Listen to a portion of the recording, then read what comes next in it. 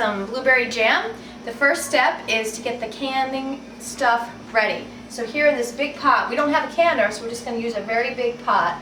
And I put water almost to the top. I'm going to come see how high we filled it. Pretty high. And I put it on high. I'm going to put a cover on it, and I'm going to let it simmer at a high heat.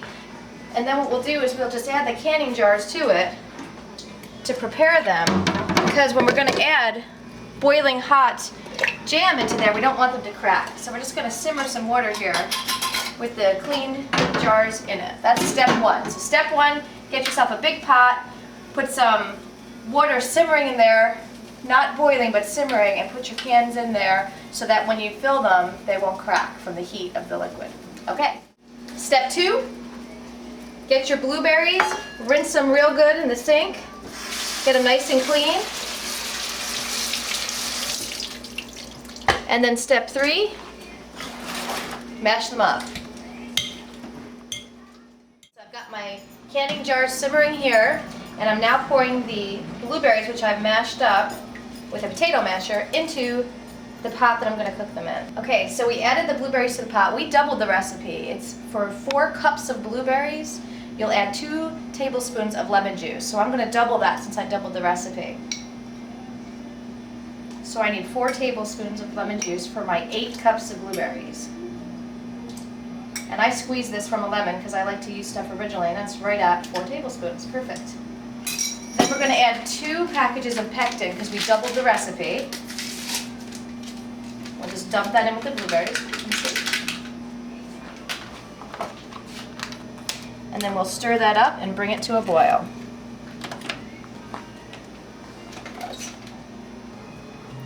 So in the pot, I have 8 cups of crushed blueberries, 4 tablespoons of lemon juice, and 2 packages of fruit pectin that you can find in a regular grocery store.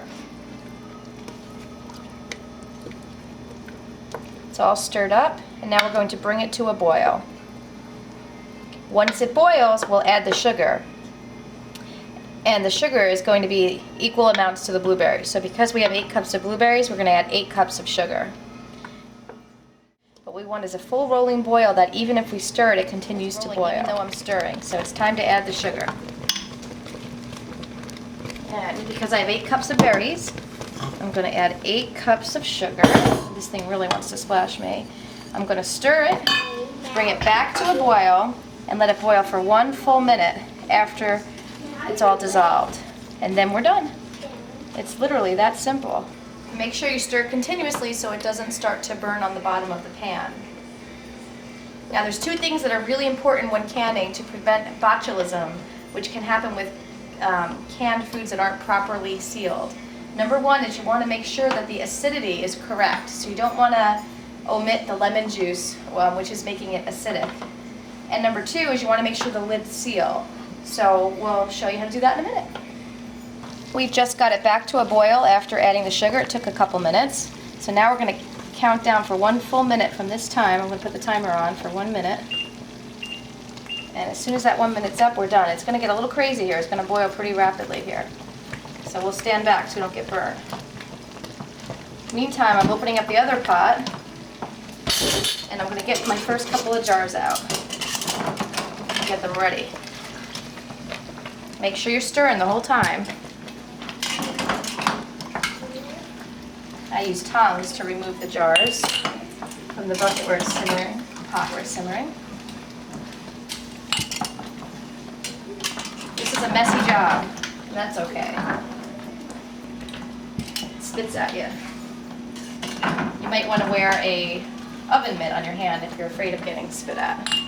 Once we ladle the jam in, we will get a wet cloth and clean off the tops. And I always set a used old towel on the counter to lap up the mess. You want to go to about 1/4 inch from the top. If you're more than 1/4 inch, you may not get a tight seal. So you want to get up to about 1/4 inch from the top. Now remember, if your jars are not hot, they weren't simmering in the hot water, they could crack when you add the hot liquid. But these won't because we had them simmering in hot water. When I purchased these jars, we wash them in hot soapy water first.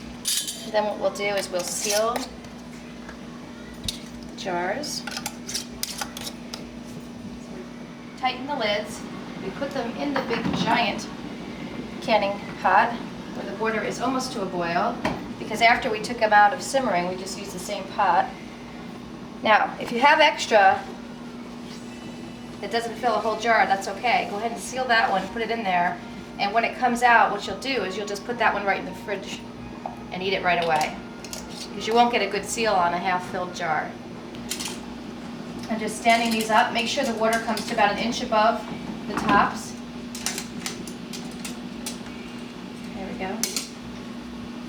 Put the lid on, and once it comes to a boil, time it for 10 minutes, and that'll give it time to seal, process the jars, and then we'll take them out, and then we're done. If your altitude is between 1,000 and 3,000 feet, you want to add 5 minutes to the processing time.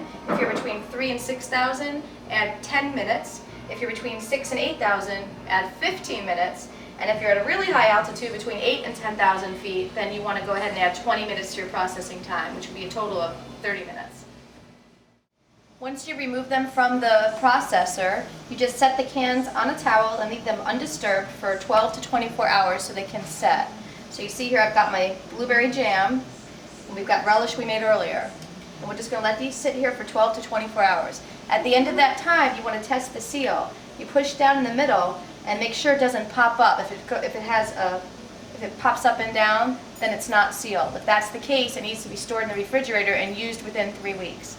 However, if you've got a good seal, then you can store it in the pantry and it'll keep for up to 1 year. Enjoy your jam!